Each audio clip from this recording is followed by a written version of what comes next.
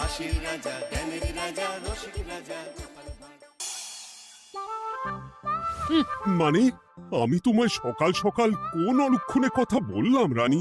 আমি তো কিছুই বুঝতে পারছি না। বললেন না, অলক্ষণে কথা বললেন না। ভুলে যাবেন না, আমি আপনার রানী, এই কৃষ্ণনগরের রানী। আমি তো তোমায় একটু কোনো কথা নয়, নিজের কাজ নিজে করুন, বুঝলেন? অন্দরমহলে আমার অনেক কাজ আছে। নিজের কাজ নিজে করব? আমি তোমার স্বামী, আমি তোমার কাছে এইটুকু আবদার করতে পারি না? হ্যাঁ,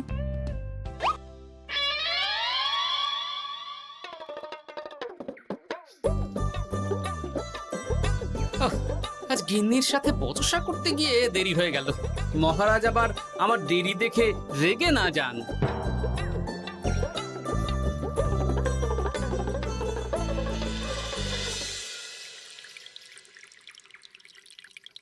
হ্যাঁ, তুমি কথাটা খুব একটা মন্দ বলনি মন্ত্রী।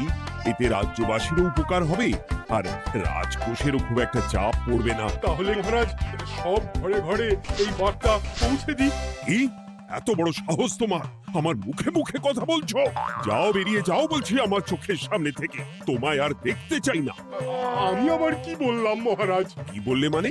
কি বলতে বাকি রাখলে শুনি? বলছিলাম কি, অপরাধ নেবেন না মহারাজ, সেনাপতি তো। চুপ, একদম চুপ। আমি মরছি নিজের জ্বালায় আর তুমি ওই ভুল ভাল বলে আমার মাথা বিগড়ে দিতে চাইছো? মহারাজ রেগে আগুন, এই ছিলেন ঠান্ডা, এই তো মুখে হাসি ছিল, এখন হাতে ডান্ডা। কি বললে কবি? তুমি আমায় অপমান করলে? যাও, এক্ষুনি তোমরা সবাই দূর হয়ে যাও আমার সামনে থেকে। কাউকে চাই না আমি। এই মুহূর্তে রাজসভা আমি শূন্য দেখতে চাই, না হলে আজ সব কটার গর্দান নেব আমি। যাও বলছি।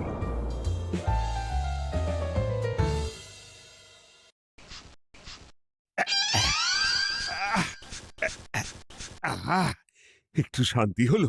ভেবেছিলাম রাজসভায় করব তাই রে নাই রে, রাজা দিলেন ঘাড় ধাক্কা, এখন সবাই বাইরে। সে তো তোমার জন্য, তুমিই তো বেমক্কা একটা এমন কবিতা বললে। আহ, কেন এইভাবে চড়ছেন মন্ত্রী মশাই? দোষ তো আপনারও।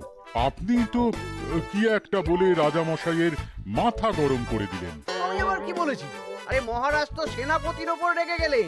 আরে বাবা, আমি আবার কি করলাম? পণ্ডিত মশাই কি সব বলে দিলেন, তখনই তো মহারাজ। এই আমার নামে একটা অসাধু বাক্য বললেই আমি কিন্তু। এ কি কাণ্ড! কৃষ্ণনগর রাজসভার সভারত্নরা বাইরে বের হয়ে কি মহা হট্টগোল শুরু করলেন। মহারাজ সবাইকে একসাথে ঘাড় ধাক্কা দিয়েছে। ওরে বাবা, এতগুলো ঘাড়ে রাজামশাই একসাথে ধাক্কা দিলেন কিভাবে? আচ্ছা, দোষটা কে করলো?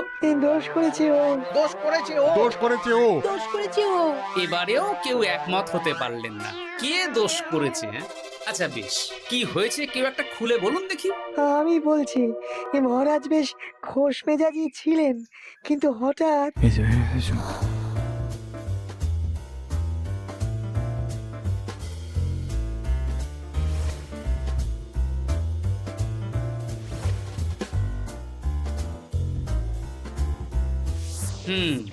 এই কাণ্ড! এ তো ভারী অদ্ভুত রোগ মনে হচ্ছে। মহারাজের আচমকা মাথায় রক্ত চড়ে গেল নাকি? হ্যাঁ, মহারাজ আপনাদের রাজসভায় ডেকেছেন। ওরে বাবা না, যাব না গো আমি, আমার কাছে আমার প্রাণ সবচেয়ে দামি। আমিও যাব না, নির্ঘাত মহারাজ গর্দান নিতেই ডাকছেন। আমিও যাব না গোপাল, আমারও প্রাণের বড় মায়া। আচ্ছা এটা কি কোনো কথা হলো? হ্যাঁ, প্রাণের মায়া কার নেই বলুন তো? আর মহারাজ যে গর্দান নিতেই ডাকছেন তার কি কোনো মানে আছে? অন্য কারণও তো হতে পারে। তুমি কি করে বুঝলে? হ্যাঁ, বুঝতে পারিনি, তবে আন্দাজ করেছি। তোমাদের কথাতেই শুনলাম মহারাজ খোশ মেজাজেই ছিলেন, সহসা রেগে গেছেন। আবার যে সহসা খোশ মেজাজেই ফেরেননি, তাই কি বলা যায়? এটা তুমি বলনি তো মন্দ। চলো সবে ফিরিয়ে আনি রাজসভার ছন্দ। আরে গোপাল, এসো এসো এসো। তা এত দেরি করলে কেন? বাকিরা কোথায়? তারা আসছেন মহারাজ। আপনি তাদের ডেকেছেন, তাদের ঘাড়ে কটা মাথা যে তারা আসবেন না। কিন্তু মহারাজ, আমি অন্য কথা ভাবছি। কি কথা গোপাল? আপনি নাকি সভায় আজ হঠাৎ সবার উপরে রেগে গিয়ে তাদের সভা থেকে বের করে দিয়েছেন মহারাজ। এ কি সত্যি মহারাজ? আরে না না গোপাল, মোটেও না। বলতে পারো আমি সবার সাথে একযোগে একটা রসিকতা করছিলাম। আমি দেখছিলাম সবাই আমার রসিকতা কেমন বুঝতে পারে। তাই নাকি? আসলে তুমি ছিলে না বলেই এরা কেউ আমার রসিকতা ধরতে পারেনি। এ কি সত্যি মহারাজ? আপনি সত্যি আমাদের উপর কোনো রাগ করেননি? হুম, এ কি, এই সব কিছুই আপনার রসিকতা ছিল? ও মা, তাই নাকি মহারাজ? এই যে আপনি শুনিয়ে দিলেন কথা কড়া কড়া, সবকিছুই ছিল আসলে নিছক মজা করা। আহ, আবার যত সব বাজে বকছো তোমরা। এত কথা কেন? তোমরা কেউ আসলে মহারাজ কৃষ্ণচন্দ্রের রাজসভার যোগ্য নও। যাও যাও, দূর হয়ে যাও। কিন্তু মহারাজ, এই যে আপনি বললেন। আহ, তুমি সবার আগে যাও তো। তুমি হলে সব নষ্টের গোড়া। যাও বলছি, আমার আর ভালো লাগছে না। যাও। যা বাবা।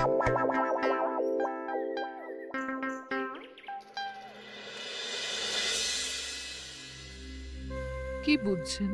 না না না, আমি তো সবই ঠিক দেখছি রানীমা। হ্যাঁ, এটা ঠিক যে নারীর গতি কিঞ্চিত চঞ্চল বটে, তবে তা তো হতেই পারে। বাকি সবটাই ঠিকই আছে। তাহলে এমন হচ্ছে কেন? মহারাজ এইভাবে যখন তখন রেগে যাচ্ছেন কেন? আজ শুনলাম আপনাদের সভা থেকে দুবার বের করে দিয়েছেন, আবার ফিরিয়ে এনেছেন। হুম হুম হুম। আমি ওষুধ পাঠিয়ে দিচ্ছি, আর মহারাজের কিঞ্চিত বিশ্রামের দরকার। হ্যাঁ, তোমার মাথা আর আমার মুন্ডু। বলি, আমি বিশ্রাম নিলে রাজকার্যকে চালাবে শুনি তুমি, নাকি ওই অকর্মার ঢেকি মন্ত্রী? না মানে ওই আমি। যাও, আর আমার কথা বলতে ভালো লাগছে না। আমাকে একটু একা থাকতে দাও।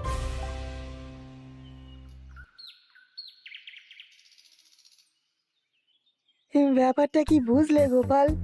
রাজবৈদ্য তো মহারাজকে দেখতে রাজবাড়িতে গেছেন। কি মনে হয়? গতকালও আমি যখন বাগানে গেলাম,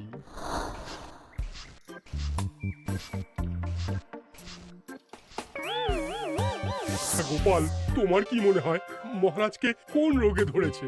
এই রেগে যাচ্ছেন, আবার এই মাথা ঠান্ডা হয়ে গিয়ে ডেকে পাঠাচ্ছেন।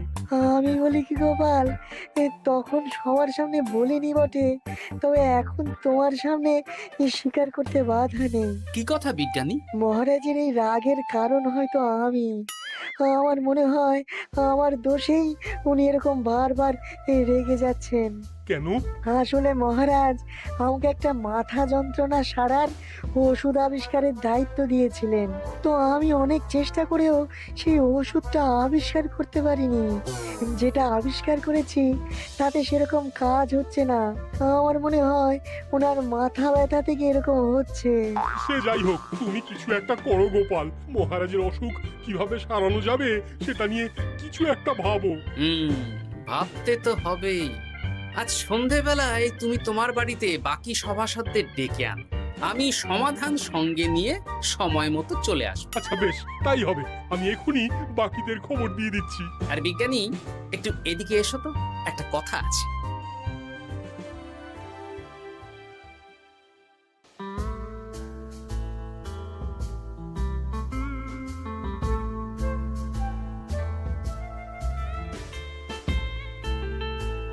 গো, বলি এইভাবে ঘুরলে কি মহারাজের ব্যামো সেরে যাবে? তা সারবে না।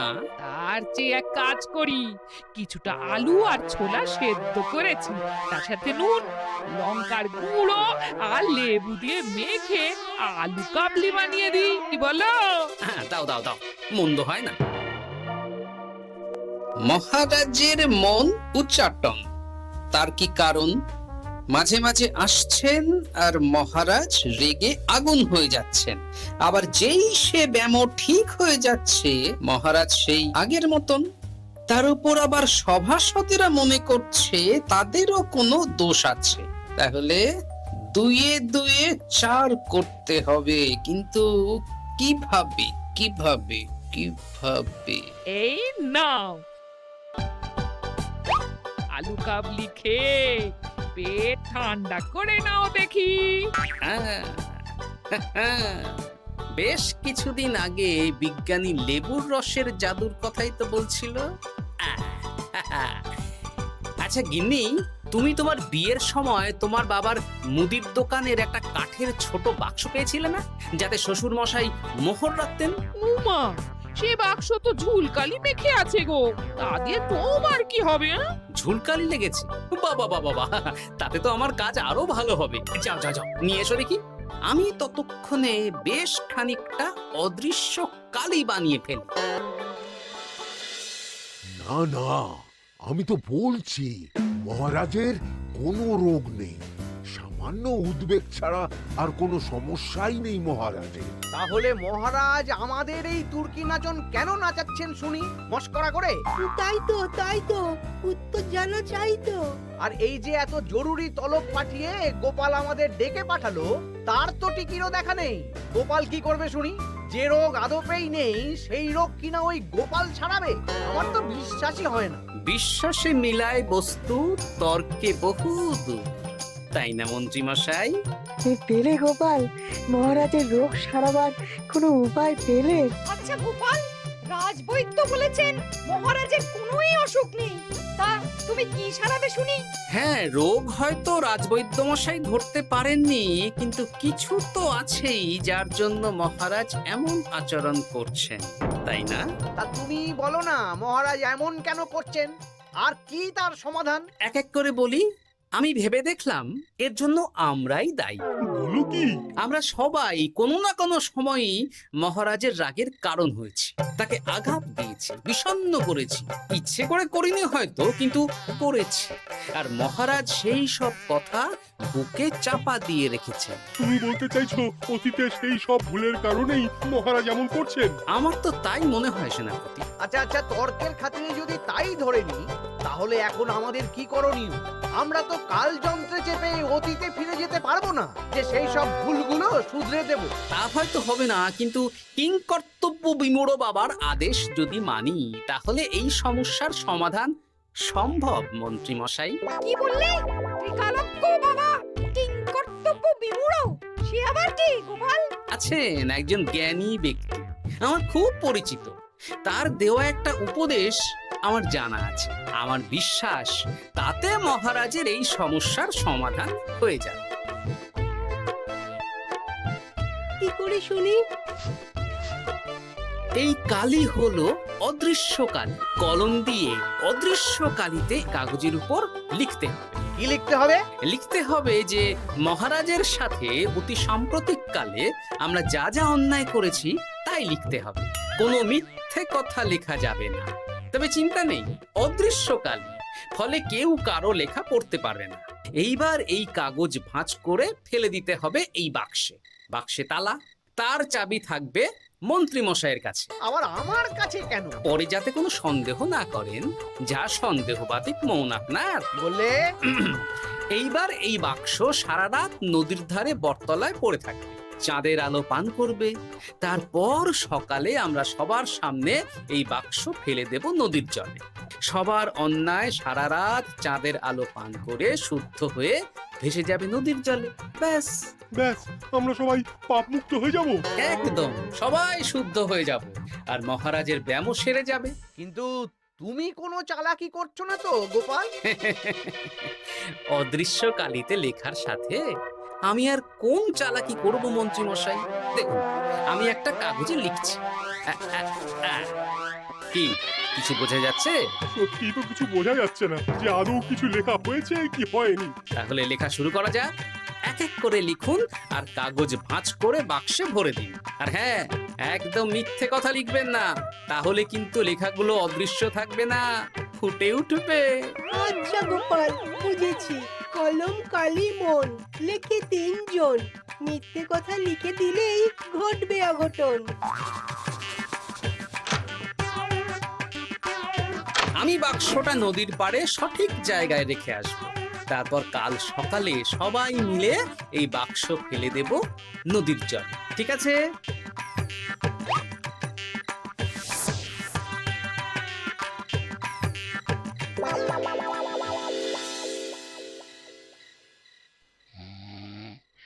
কথায় আছে, মনে যা আসে বলে যাও, ভুলেও লিখো না, তাহলেই বিপদে পড়বে। এদিকে কেমন সবাই নিজের নিজের দোষ লিখে বাক্সে ফেলে দিয়েছে। ভাগ্যিস আমি সবার লেখা কাগজগুলো রাতের অন্ধকারে বের করে আনলাম।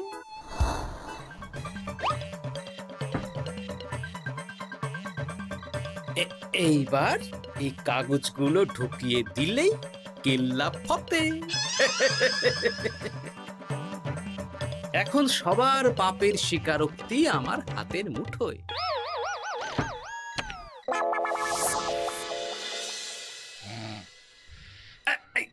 আরে, ও মা গো, ও বাবা গো, অগিনি বলি, নাক ডেকে তো ঘুমোচ্ছ, আমার পিঠটা একটু চুলকিয়ে দাও দেখি।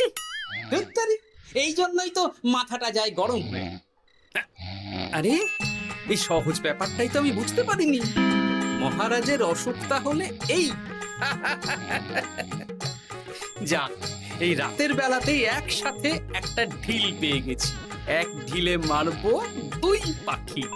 রাজার অসুখও সারবে, আবার সব কটা পাজি শায়েস্তাও হবে।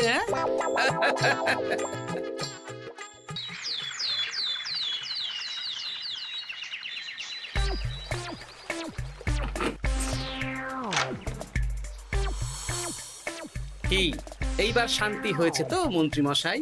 যেমন অদৃশ্য লেখা ছিল সেরকমই আছে তো?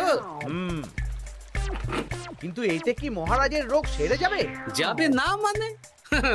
মনে করুন সেরে গেছে।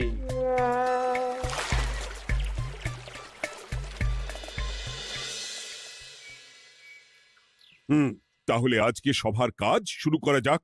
ক্ষমা করবেন মহারাজ, সবার কাজ শুরু করার আগে একটা দরকারি কাজ আগে করা দরকার। না হলে আবার কখন আপনি আমাদের কারো উপর রেগে যাবেন আর আমাদের সভা থেকে তাড়িয়ে দেবেন, তার তো ঠিক নেই, তাই না? গোপাল, আর বিরক্ত করো না। আমার এত সাহস নেই মহারাজ যে আমি আপনাকে বিরক্ত করব। আমি তো জানি নিজের পিঠ যখন নিজে চুলকোনো যায় না, আর কেউ থাকে না সেই পিঠ চুলকিয়ে দেবার মতো, তখন কিরকম বিরক্তি জেগে ওঠে, তাই না মহারাজ? এ কি গোপাল, তুমি এত কিছু কি করে জানো? জানাই তো আমার কাজ মহারাজ। আর এও জানি যে আপনার এই বিরক্তির পেছনে সভাসদগণের ভূমিকা ঠিক কি। তার মধ্যে তুমিও আছো গোপাল, তাই না? আছি, পুরো মাত্রায় আছি মহারাজ। তবে হ্যাঁ, আমি কিন্তু তাই বলে রাজকোষের হিসেবে গোলমাল করে মহারাজের কোপের কারণ হইনি মন্ত্রী মশাই। এটা কি গোপাল আন্দাজে বলছে? না হলে কাল অদৃশ্য কালিতে আমি কি লিখেছি সেটা জানলো কি করে? আমি যা লিখেছি সেটাও কি গোপাল পড়ে ফেলেছে নাকি? যাকে পড়লেই বাকি, সব লেখা তো ওই নদীর জলে ভেসে গেছে। আমি যে লিখেছি তার প্রমাণ কি? তবে আর চিন্তা নেই মহারাজ, সমস্যার সমাধান হয়ে গেছে। এখন থেকে আপনি যতক্ষণ রাজসভায় থাকবেন, প্রথমে মন্ত্রী মশাই, তারপর পণ্ডিত মশাই, আর তারপর রাজবৈদ্য পালা করে আপনার পিঠ চুলকে দেবে। কেন আমি কেন চুলকে দেবো? না দিলে যে আপনার কপালে অনেক বড় শাস্তি ঝুলছে মন্ত্রী মশাই। রাজকোষে যে জালিয়াতি আপনি করেছেন তার স্বীকারোক্তি আমি হাজির করব যে মহারাজের সামনে।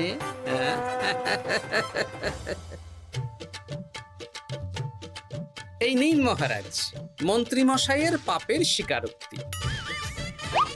আপনি আগে মন্ত্রী মশাইয়ের লেখাটা পড়ুন, তারপর একে একে সকলের স্বীকারোক্তি দিচ্ছি। এ কি মন্ত্রী, তুমি রাজকোষ থেকে 500 মোহর চুরি করেছো, আর তার বদলে সেই হিসেব তুমি পুকুর পাড় বাঁধানোর খরচ হিসেবে দেখিয়েছো। এই সেরেছি, এটা ফুটে উঠলো কি করে? সে অনেক কাণ্ড মন্ত্রী মশাই, বাকিদের সবারটাই আছে, এত জেনে কাজ কি? না না, জানতে তো হবেই। তাহলে শুনুন, এই অদৃশ্য কালি আসলে লেবুর রস। গতকাল রাতে আমি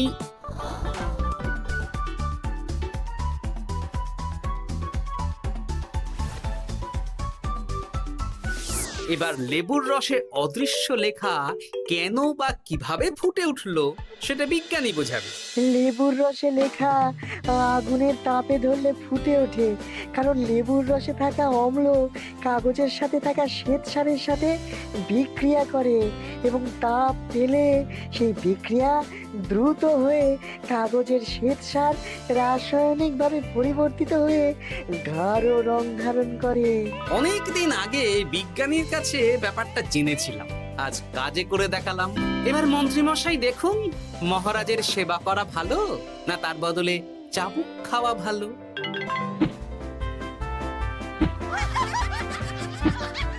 ওরে বাবা, না না, আগে যেমন বুনো ওল তেমনই তো বাঘা তেঁতুল হবে মন্ত্রী মশাই।